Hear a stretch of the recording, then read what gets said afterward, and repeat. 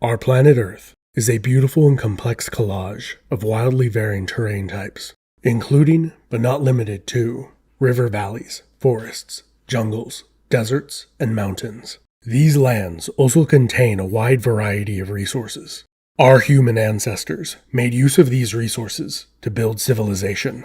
Small settlements grew into villages, towns, and cities. City-states expanded into kingdoms and empires. As well as to build and create, humanity's energy and resources have been used to take and destroy. Since the beginning of written history, humans, which are often selfish and greedy, have used force to exploit the labor of another man's hands and take his stuff. The earliest war in history we have a record of took place between Elam and the Sumerian king of Kish, who boasted that he carried away the spoils and weapons of Elam. Undoubtedly, there were many wars before this that we do not have records of, and many more that have been fought since. Of all the pieces of land on Earth, one of the most contested and fought over has been the Levant. Roughly speaking, the Levant is the land around the eastern Mediterranean coast. The southern portion of the Levant has commonly been called the land of Canaan. For thousands of years, a constant cavalcade of imperial armies have marched through and dominated this region. Canaan is not one of the most resource-rich regions on the planet, but it is one of the most strategically important, especially for many of history's most ambitious empire builders. Canaan was not only strategically important for the movement of armies, the region was also at the vital crossroads of all the major land routes for trade between Egypt and the greater Near East. Whoever controlled Canaan could regulate and tax the significant amount of trade that flowed through. However, controlling Canaan was never an easy task. For the relatively small size of its land area, there is an extreme topographical variation throughout the region. Different microclimates, terrain, and drastic changes in elevation naturally divide Canaan into many micro-regions. To oversimplify, most of Canaan can be divided into 4 broad categories. 1. The coastal plain. 2. The hill country. 3. The Jordan Rift River Valley. 4. The Transjordanian Plateau. If you looked at a cross-section of the land, it would look something like this. Because of science reasons, the vast majority of the region's significant rainfall falls to the west of the Jordan Rift, and the land within the rift receives very little rainfall. Consequently, much of the best farmland has been located on the coastal plain. Because the coastal plain and hill country were largely dependent on seasonal rainfall, they were susceptible to periodic drought and famine. To survive, this made it necessary for the people of Canaan to store away sufficient food and water for a rainy day. Or more accurately, many non-rainy days. If enough food and water was not stored, the only 2 options left for the ill-prepared were conflict or migration. The natural division the terrain encouraged was pronounced in bad times, and the every man, tribe, town, and city for itself mentality that developed then carried over to the good times. Although their languages, religion, and culture were all quite similar, more often than not, the Canaanites were very divided. The Canaanites were the indigenous inhabitants of the region, primarily descended from those that had lived in Canaan during prehistoric times. In addition to fighting among themselves, the alternative option, which was to leave, was also common in bad times. 2 of the early cradles of human civilization, Mesopotamia and Egypt, were the primary destinations for Canaanite refugees. The flat open river valleys of these regions offered plenty of fresh water and food, but little in the way of natural defense. In contrast, the hill country of Canaan had significant defensive advantages. The hill country's greatest weakness was possibly its greatest strength. The geographical division and elevation changes that made the land difficult to unite also made it difficult to conquer.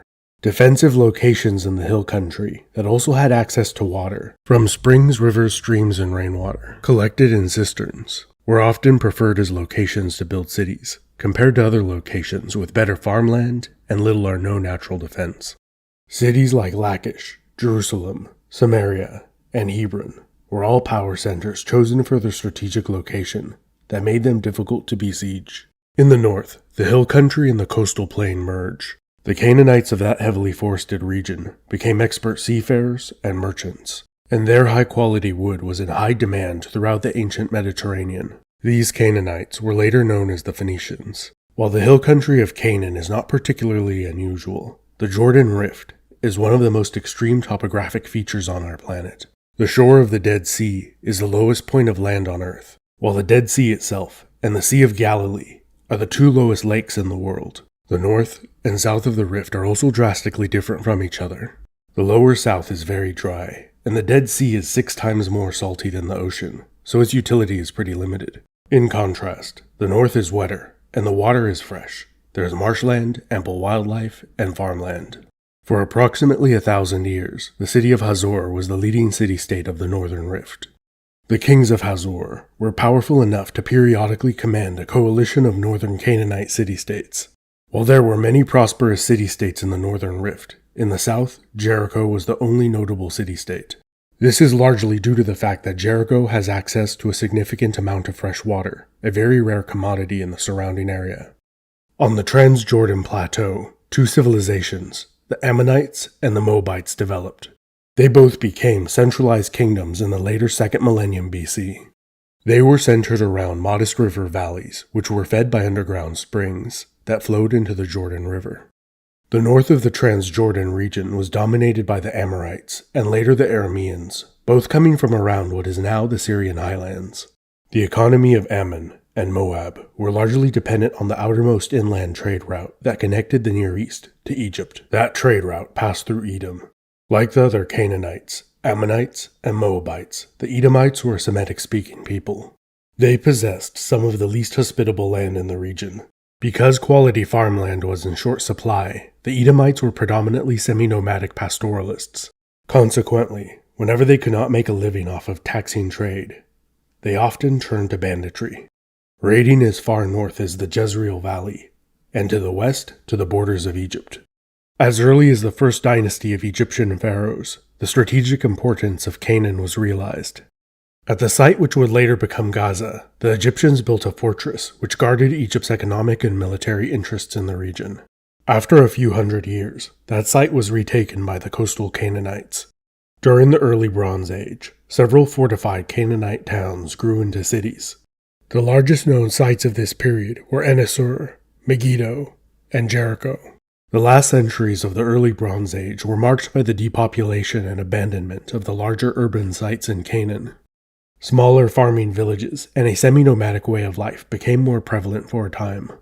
In the Middle Bronze Age, urbanism returned and increased. It was during this period that Hazor rose to become the leading city-state in northern Canaan, while Ashdod and Ashkelon became the leading cities of the coastal plain, and Lachish, Jerusalem, and Hebron became the leading cities of the hill country. As the land prospered and the trade flowing through the region increased, imperial powers began to increase military pressure on Canaan. Senwosret III is the first known Egyptian pharaoh to campaign in Canaan. There he vassalized kings and extracted tribute and plunder. While Egypt put pressure on the south, the Amorite kingdom of Qatna put pressure on the north. They extracted tribute, and Hazor became a nominal vassal of Qatna. Perhaps because of this military pressure, many Canaanites migrated into the Nile Delta. The Egyptians called the wave of migrants, who were predominantly or entirely comprised of Canaanites, the Hyksos. Around 1650 BC, the Hyksos overthrew the Egyptians and ruled as pharaohs in the Nile Delta for a century, before being defeated and driven out by the Egyptians. A somewhat traumatized Egypt became heavily militarized, and their number one policy goal was to control Canaan and prevent a Hyksos-like event from ever happening again. From the onset of the Egyptian New Kingdom, pharaohs repeatedly campaigned throughout the Levant. They brought the entire region under their control, making the Canaanite city-states their vassals. During the reign of Thutmose III, many city-states in the Levant rebelled, and at the Battle of Megiddo, Thutmose III defeated a formidable coalition of Canaanite kings. The Battle of Megiddo is the earliest battle in history we have a written account of. The date, tactics, casualties, and plunder were all recorded. Including his campaign at Megiddo, it took Thutmose III 14 nearly yearly campaigns to put down all the rebellions in the Levant. The city of Megiddo controlled the entry and exit point to and from the Jezreel Valley. The Jezreel Valley, which is shaped like an arrowhead, sits at the intersection of all the major land routes that connect the Canaanite coastal plain with the rest of the Near East. Consequently, The site has been the venue for many battles throughout history. Ancient kings, emperors, medieval crusaders, Arabs, and Mongols have all fought and fell on the Valley of Jezreel. Napoleon and Saladin won battles there. And as recent as 1918, more than 90,000 troops of the British and Ottoman empires clashed in the Jezreel Valley near Megiddo. The battle lasted 6 days and ended with a British victory. According to the biblical account, Israel's first king Saul was slain in battle at the edge of the Jezreel Valley while fighting the Philistines. According to the biblical book of Revelation, the last battle will be fought on the Jezreel Valley, near Megiddo. A transliteration of the word Megiddo is Armageddon. On a slightly lighter note than the end of the world, the ancient Egyptians also realized the strategic importance of the Jezreel Valley. So they built a fortress, military, and administrative center at the junction of the Jezreel Valley and the Jordan Rift. For well over 3.5 centuries, the Egyptians controlled Canaan. Although there were numerous rebellions and the loss and regaining of territory, the Egyptians were successful at their top priority, which was to control and protect the Road of Horus, which allowed them to control military and economic movement in the region. To overgeneralize, things were pretty peaceful and prosperous for hundreds of years. Egypt engaged in diplomacy with other Near Eastern empires, and things were nice. Then, to cut a long story very short, in a short amount of time, empires collapsed, almost everyone died, people forgot how to read and write, and the whole Near East fell into a very, very, very dark age. This was called the Bronze Age collapse. If you want to know more about the Bronze Age collapse, I made some videos about it that you may be interested in. But back to Canaan. On the coastal plain, while things were falling apart, the Peliset, who were members of a band of baffling bad-time boat-bound brigands commonly referred to as the Sea Peoples, were resettled in Canaan after a failed amphibious assault on the Nile Delta. After a few decades, Egypt withdrew from Canaan. The Peliset, who were likely of Aegean origin, assimilated together with surviving Canaanites of the coastal plain, and they became the Philistines, who filled the power vacuum on the coastal plain, while Hebrew tribes filled the power vacuum in much of the interior. These tribes later formed into the Kingdom of Israel, which split into the kingdoms of Israel and Judah.